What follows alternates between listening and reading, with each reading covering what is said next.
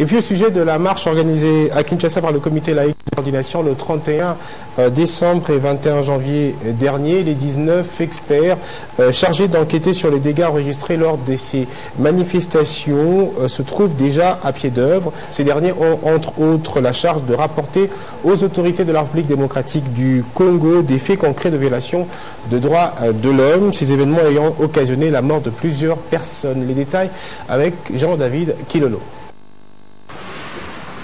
D'après les sources proches du ministère des Droits humains, les membres de cette commission sont issus du ministère de la Justice, de la Commission nationale des droits de l'homme, du Bureau conjoint des Nations unies aux droits de l'homme et des organisations de la société civile. Dans l'esprit et à la lettre de l'arrêté ministériel signé par Marie-Ange Mouchebekwa, les membres de cette commission sont tenus à l'obligation de confidentialité et d'objectivité. Ils sont également protégés contre toute poursuite qui résulterait de l'exercice de leur mission. Cette commission est mise en place à la suite des allégations de plusieurs ONG des droits de l'homme faisant état des graves violations des droits de l'homme commises par les forces de l'ordre qui ont réprimé les manifestations du 31 décembre 2017 et du 21 janvier 2018. Nous allons apporter un appui technique. C'est ce qui nous a été demandé, un appui technique. Nous sommes bureau du Haut-Commissariat. Notre but et notre mandat n'est pas d'être dans cette logique de contradiction avec les autorités ni le gouvernement. J'ai dit et j'ai rappelé à plusieurs occasions qu'il n'y a pas de compétition sur les statistiques et sur le nombre de morts ou de blessés. Il n'y a pas du tout de compétition. Les 10 experts ont 10 jours pour présenter aux autorités leurs conclusions. Cette commission compte apporter la vérité sur toutes les allégations et faire un rapport pour que les victimes soient remises dans leurs droits.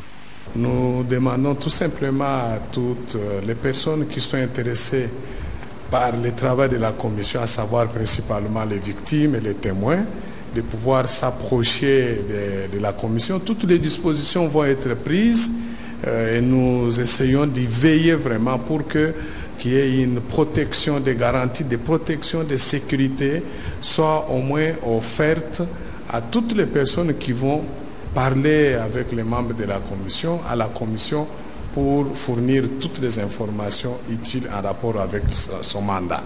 Entre-temps, les victimes doivent venir à l'immeuble Kassai, place Royale à la Gombe, pour témoigner ou contacter la commission au numéro 089 46 083 52 et 082 134 63 51.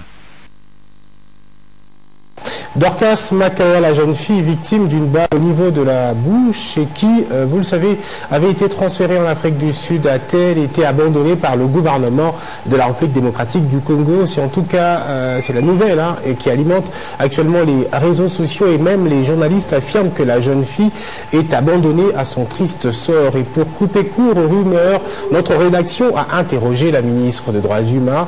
On écoute ici Marie-Ange Mouchebekwa au micro de Floride Zantoto.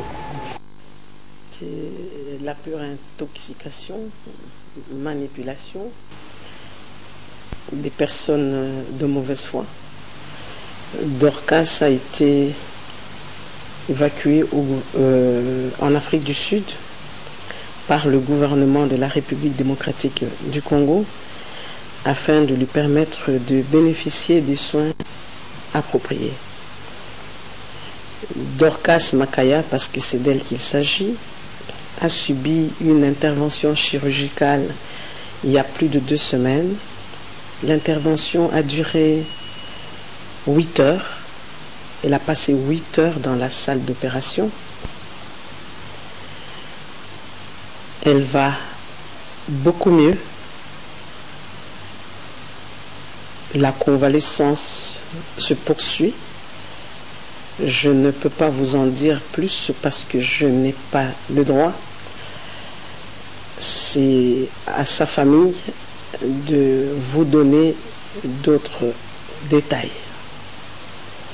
Nous ne l'avons pas abandonnée et nous n'allons pas l'abandonner. Elle poursuivra ses soins jusqu'au bout.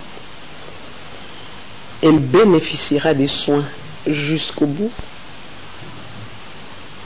elle reviendra à Kinshasa.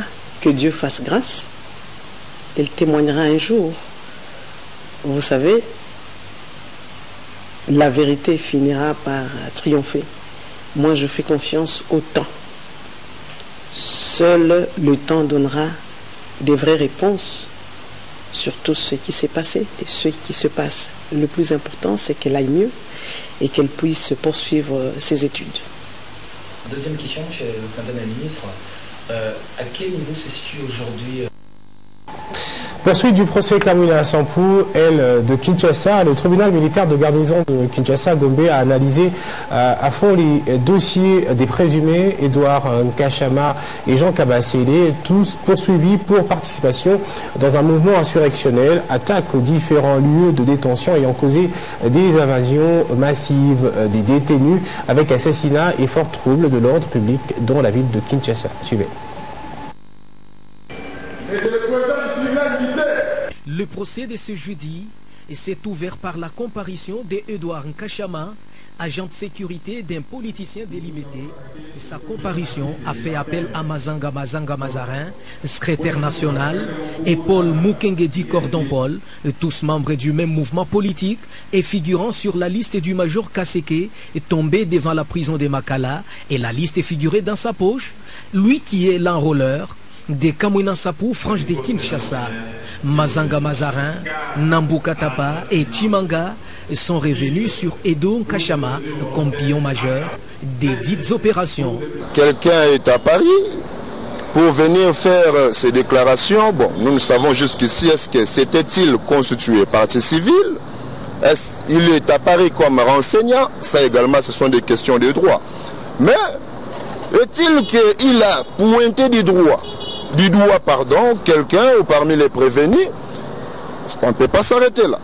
Il faudra également que cette personne ou ces derniers viennent prouver à suffisance sur le plan indice matériel que la personne qui l'a pointé du doigt était réellement ou nécessairement la personne concernée par les faits. Et donc Nkashama est présumé recruteur, initiateur, ainsi que commandant de cette force du mal. Même s'ils disent il nie tout, mais il y a des contradictions, vous avez senti des contradictions. Hein, c'est un système qu'ils ont adopté de tout nier. De tout nier. Mais les PV sont là. Les aveux sont là, sont établis, consignés dans les PV. Ils sont poursuivis. Et la République, ici, en tant que partie civile, poursuit la réparation des préjudices que la République a enduré durant toutes ces années. C'est l'appel du sous-commissaire Falo Ousseni, survivant du drame du grand marché de Kinshasa, qui a révélé et que c'est les prévenus Kaléou présumés ayant décapité madame l'administrateur du marché central. Le tribunal militaire de Kinshasa y reviendra avec force et détail, a affirmé le colonel magistrat Alpha Limbaya. Jean Kabasele Kalula, quant à lui, est prétendu prophète, a été blessé par balle autour de la prison centrale de Makala.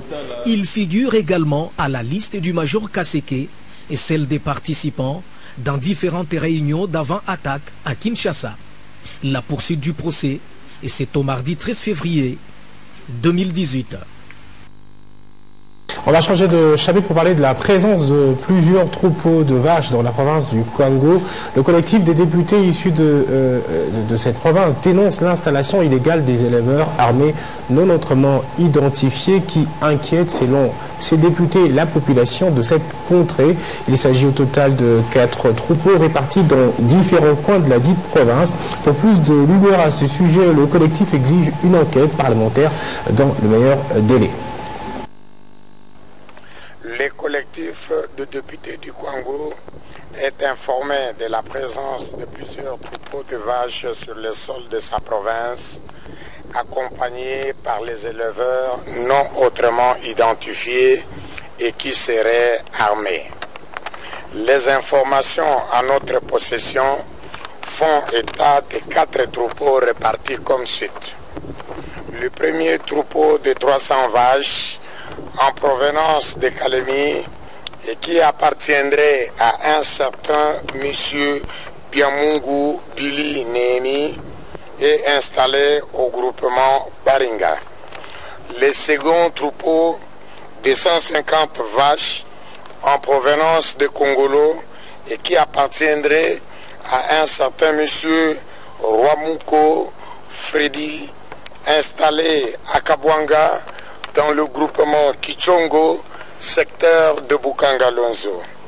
Le troisième troupeau est installé à Ngunji, autrement appelé Chikapa, à 16 km de la ville de Kenge, chefferie Pelende Nord.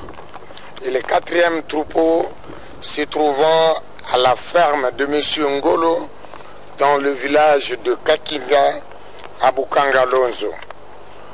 Tout en suivant l'évolution de la situation et devant l'inquiétude grandissante de notre population, surprise de la présence de ces éleveurs venus s'installer sans le moindre respect des procédures légales, le collectif de parlementaires du Congo, qui a déjà saisi le bureau de l'Assemblée nationale, au-delà des informations à sa disposition, sollicite et exige d'ailleurs une enquête parlementaire dans le meilleur délai.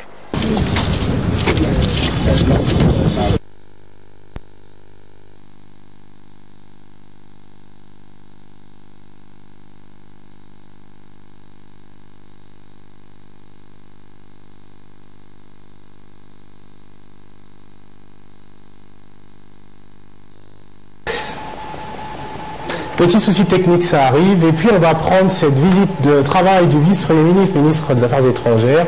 Léonard Cheikh-Okoudou est arrivé ce jeudi à Caracas. Nous sommes là, en République bolivarienne du Venezuela, où il a été accueilli par la vice-ministre vénézuélienne des Affaires étrangères en charge de l'Afrique, Yuri Pimentel. Au pays de Hugo Chavez, le chef de la diplomatie congolaise vient sur invitation du gouvernement de Nicolas Maduro. Son programme prévoit une visite à la caserne de la montagne à l'Institut de recherche stratégique pour l'Afrique et sa diaspora. Il va avoir une importante réunion avec le ministre du Commerce extérieur Vielma Mira et celui du développement économique Nelson Hernandez pour la signature d'un accord cadre de coopération entre la RDC et la République bolivarienne du Venezuela, ainsi que d'un mémorandum d'entente pour l'établissement d'un mécanisme de consultation politique entre le ministère congolais des Affaires étrangères et le ministre vénézuélien du pouvoir populaire pour les affaires étrangères. Le protocole d'État promet de nous donner la suite du programme dans les heures qui viennent. La visite du numéro 2 du gouvernement congolais s'inscrit dans la droite ligne de la coopération sud-sud axée sur le développement triangulaire. Infrastructure en RDC, la cellule d'infrastructure en partenariat avec l'Agence japonaise de coopération internationale a procédé ce mercredi 7 février à la signature d'un contrat des fournitures et de travaux du projet d'aménagement de l'Institut national de recherche biomédicale, contrat signé avec deux entreprises japonaises dont Dai Nippon et Ogawa Seiki pour un coût global estimé à plus d'1 million de dollars américains pour chaque entreprise. L'aménagement de l'IMRB permet à ce centre de s'offrir des bâtiments et des équipements administratifs neufs. Bientôt, l'Institut national de recherche biomédicale revêtira d'une peau neuve. Ceci grâce à la signature du contrat des fournitures et des travaux entre la cellule infrastructure du ministère des ITPR et deux entreprises japonaises, ici conduites par l'Agence japonaise pour la coopération internationale. La surveillance des maladies. Et cette cérémonie, conférée par le ministre des ITPR et celui de la Santé publique, augure le départ de la matérialisation du projet d'aménagement de l'INRB. Ces travaux seront exécutés pour une durée de 20 mois. Le nouveau complexe de l'INRB, qui sera donc achevé en décembre 2019, comprendra notamment les nouveaux apports suivants: un centre d'essai clinique, un centre de formation, un centre de diagnostic et de recherche et des bâtiments auxiliaires, cabines électriques, dépôts et postes de gardiens. Dai Nippon et Ogawa Seiki, voilà les deux entreprises expertes en travaux publics et en fourniture d'équipements qui assureront la faisabilité de ces contrats dont le coût global pour chaque établissement privé est à plus d'1 million de dollars américains. D'abord, la signature du contrat. Ensuite, motif de satisfaction pour les DG de l'INRB qui a vu un rêve se concrétiser. Maintenant, nous serons capables de travailler dans des conditions de sécurité et de faire les diagnostics de toutes les maladies qui peuvent apparaître, n'est-ce pas, dans notre pays et dans la sous-région. Un contrat étant signé, place au travail dont la durée s'étend d'avril 2018 en décembre 2019. Et dans le secteur des finances, une matinée fiscale a été organisée ce jeudi 8 février à Kinshasa-Gombe à l'initiative de la Fédération des entreprises du Congo, FEC en sigle, un cadre d'échange entre directeurs généraux des régies financières, des entrepreneurs qui a permis aux hôtes de cette fête des administrateurs de faire une étude approfondie sur la loi des finances exercice 2018. Comme d'accoutumé et à l'initiative de la Fédération des entreprises du Congo, cette matinée fiscale porte sur un sujet spécifique, le passage à revue des innovations apportées par la loi des finances exercice 2018, votée récemment au Parlement congolais. De nous présenter et commenter des nouvelles dispositions. Il fallait donc réunir dans cet emblématique salon de l'hôtel Memling les directeurs généraux des régies financières, gestionnaires et cadres des entreprises, fiscalistes et même des douaniers. Tour à tour, les mandataires publics conviés à cette fête entrepreneuriale ont soulevé des points sensibles de cette loi des finances qui touche leur administration. Les innovations apportées par la loi des finances de l'exercice 2017 en ce qui concerne la douane sont les mêmes qui ont été relevées dans la loi des finances 2017, et ce, comparativement à l'exercice budgétaire précédent. Elles peuvent être regroupées en 4 grandes catégories ci-après. Les mesures relatives aux recettes de douanes et accises, l'application du tarif COMESA, l'application de nouvelles subdivisions nationales relatives aux produits miniers marchands, les modifications de certaines dispositions de l'ordonnance loi numéro 10 par 002 du 20 août 2010 portant code de douane. Il y a lieu de citer ici, d'une part, les mesures relatives aux recettes de douane et d'autre part, les mesures relatives aux recettes d'axis. Tout compte fait, les hôtes de cette matinée fiscale s'engagent à travailler d'arrache-pied pour que le point inscrit dans la loi des finances exercice 2018 se réalise à bon escient pour offrir à la RDC une vie économique, dynamique et compétitive. Fin de ce journal, tout de suite le rappel des principaux titres. Félix Tshilombo n'a jamais été le choix d'Étienne Tshisekedi à la primature en République démocratique du Congo. Bien au contraire, le choix du Sphinx de Limete était porté sur Valentin Mubake, révélation faite récemment, vous l'avez suivi, par le secrétaire général de l'Union pour la démocratie et le progrès social, Jean-Marc Kambound à Kambound. Et puis faux et archi-faux, le gouvernement de la République n'a pas abandonné Dorcas Makaya depuis l'Afrique du Sud où se trouve la jeune fille victime d'une balle au niveau de la bouche. L'État congolais assure la prise en charge médicale. Vous avez suivi dans ce journal des précisions de la ministre des Droits humains, Marie-Ange Mo-Chebekwa. En présence de plusieurs troupeaux de vaches congolais informés, le collectif des députés nationaux du Congo lance la sonnette d'alarme au cours d'une déclaration que vous avez suivie dans ce journal. Ces derniers saisissent le bureau de l'Assemblée nationale et exigent une enquête parlementaire dans le meilleur